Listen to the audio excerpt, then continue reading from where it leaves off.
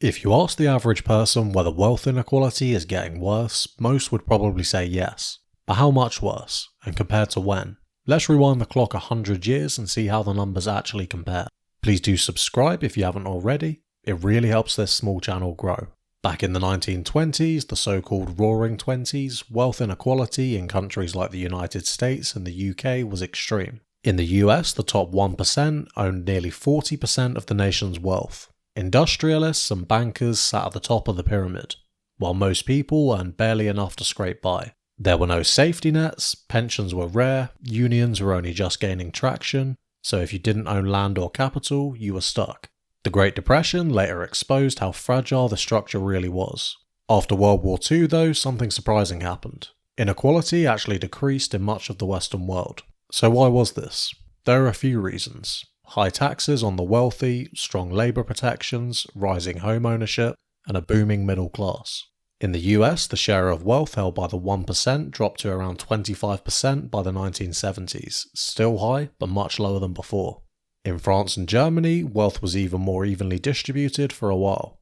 Economists call this the Great Compression. Fast forward to today, and we've basically reversed that progress. In the United States, the top 1% now own more than 34% of household wealth, according to the Federal Reserve, and that share is rising fast. That's creeping back toward 1920s levels of 37 to 40%. In the UK, the top 10% hold over 50% of the wealth, while the bottom half share just 9% between them.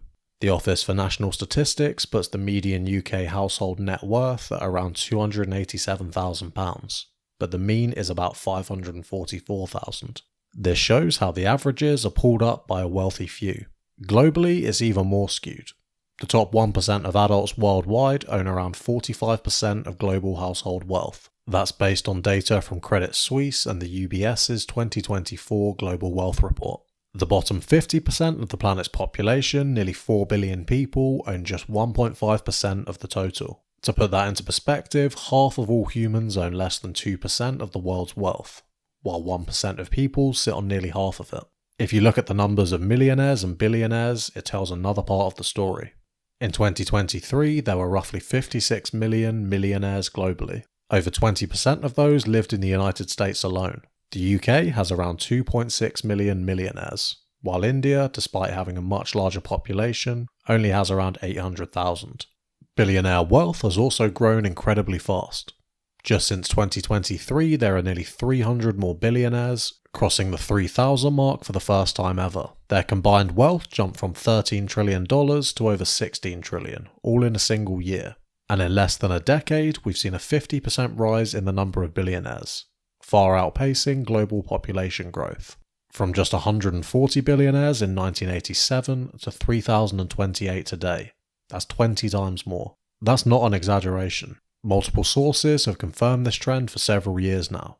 And this wealth isn't just sitting in bank accounts, it's wrapped up in stocks, property, hedge funds, and offshore trusts. Now, if we go back to the 1920s and compare directly, the shape of inequality has changed. But the scale is arguably almost as bad. A century ago, aristocrats and industrial barons dominated local economies. Today, it's global tech tycoons, hedge fund managers, and politicians. In the past, you saw rich people in the mansion down the road. Now they might be invisible, hidden behind private jets, investment portfolios, and shell companies. Technology has accelerated this. In the early 20th century, capital grew steadily. Now, with financial automation, global markets, and AI, the wealth of the top few can multiply at breakneck speed. Between 2020 and 2024, the richest 5 men in the world doubled their wealth, while billions of people became worse off due to inflation, interest rate rises, and weak wage growth. Meanwhile, home ownership, a traditional path to middle-class security, is slipping out of reach for many. In the UK, the average house price has risen by more than 40% over the last 10 years, while wages have risen around 25% in the same period. In the US, it's similar.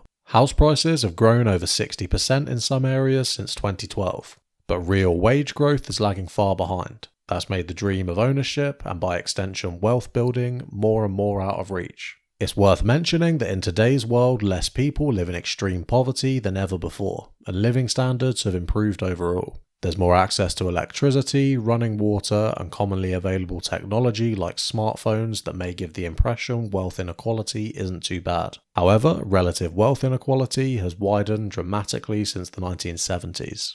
In other words, we might all be a little richer in terms of stuff, but the gap between the rich and everyone else is growing bigger than it has been in nearly 100 years. And it's not just wealth, it's power. The rich don't just have more money, they also have more influence. They shape tax policy, they fund political campaigns, they control media networks, and increasingly they own the data and infrastructure that power our digital lives. In a 1925 factory town, the factory owner had some power in the local area. In the 2020s, a tech billionaire can influence elections, markets, and culture across continents. Here's another stat that really puts inequality into perspective. In 1965, CEOs in the US earned around 20 times more than the average worker. By 2023, they are earning over 350 times more. The CEO is always going to earn significantly more than the average worker, but the gap between them is widening dramatically. And while top wealth keeps growing, social mobility is falling. In both the UK and the US, studies show it's now harder than ever for someone born in a low-income family to rise to the top income bracket in their lifetime. In the UK, just 1 in 8 low-income children will ever reach the top 20% of earners. One of the drivers of inequality lies in how the economic system rewards different types of income. Capital like investments, property, and business ownership tend to generate returns over time, and those returns can compound. The more capital someone has, the easier it grows, often with favourable tax treatment and minimal active effort. In contrast, income from labour is typically taxed at higher rates, subject to more volatility and increasingly fragmented, especially with the rise of gig work, zero-hour contracts, and algorithm-managed shifts, as seen in platforms like Uber or Deliveroo. So is wealth inequality worse than it was 100 years ago? In terms of visible class separation, maybe not always. But in terms of pure numbers, wealth concentration, and the scale of global imbalance, things certainly look to be returning to 1920s levels, and this trend looks like it will continue for the foreseeable future. The wealthiest are richer than ever. The rest are struggling to keep up, and unlike the post-war years, the tools that once helped narrow the gap, things like decent wages, progressive taxation, and affordable homes, are less common than they've been in decades. The consequences of extreme inequality aren't just economic. They play out socially and politically too. When people start to feel the system is tilted, the effort doesn't lead to progress, they stop playing. Trust in mainstream politics declines, and voters increasingly drift towards slightly more radical options, on both the left and the right.